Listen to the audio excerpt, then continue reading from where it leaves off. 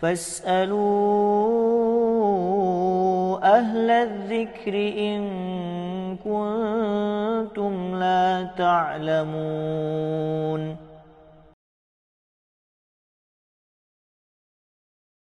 السلام علیکم ورحمۃ اللہ وبرکاتہ۔ ناظرین، التبیان کی جانب سے آپ تمام کا علماء سے روبرو کے پروگرام میں دل سے استقبال کرنے چاہ رہے ہیں، اور ہمارے ساتھ جڑے ہوئے ہر دل عزیز فضیلۃ الشیخ حافظ سید حسین عمری مدنی حفظہ اللہ، رکن فتویٰ بورڈ۔ ہماری خواہش تھی عرصے دراز سے کہ آپ کو ہم اپنے اسٹوڈیو میں دعوت دیں، لیکن آپ نے ماشاءاللہ کافی مصروفیت کے باوجود بھی وقت نکالا ہے اور ہمارے ساتھ تشریف فرمائیں۔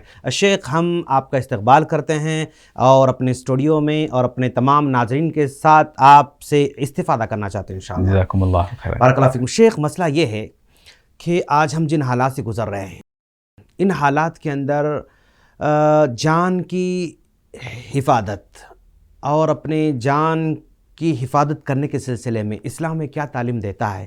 کیونکہ ہم لوگ دیکھ رہے ہیں کہ بہت سارے لوگ اپنی جان کی حفاظت کے سلسلے میں غفلت کا شکار ہیں، تو ایسے موقع پہ ہم ناظرین کو کیا تعلیم دے سکتے ہیں، کیا تربیت کر سکتے ہیں؟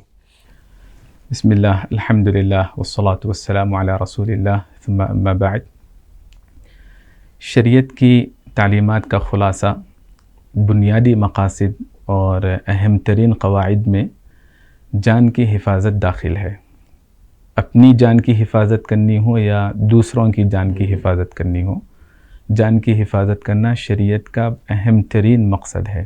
جیسے ہمیں دین کی حفاظت کرنی ہے، مال کی حفاظت کرنی ہے، نسل کی حفاظت کرنی ہے، اسی طرح جان کی بھی ہمیں حفاظت کرنی ہے۔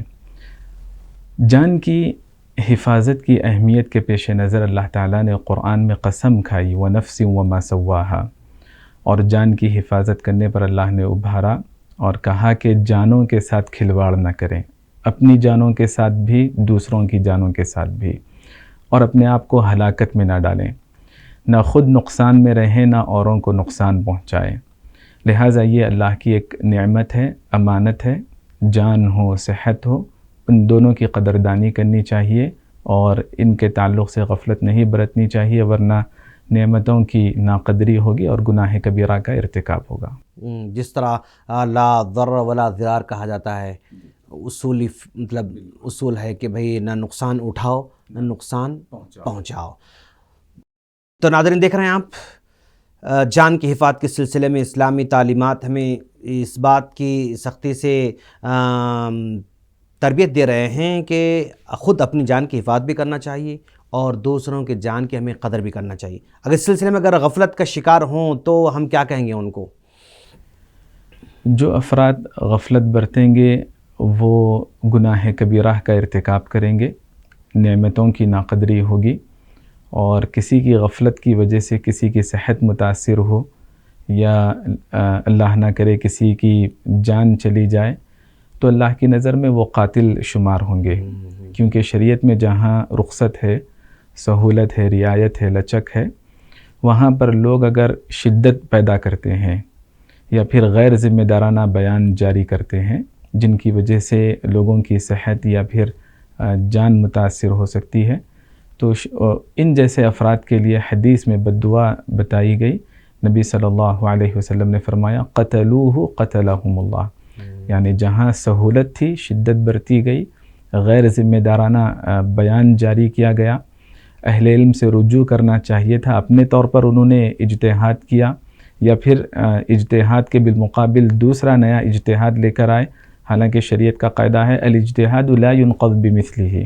کسی نئے مسئلے میں اگر اہل علم کی ایک جماعت کوئی موقف اختیار کر رہی ہے، خاص طور پر کسی خاص مقام پر، تو دوسرے ملک کو رجوع ہو کر ایک نیا فتویٰ لا کر انتشار پیدا نہیں کرنا چاہیے۔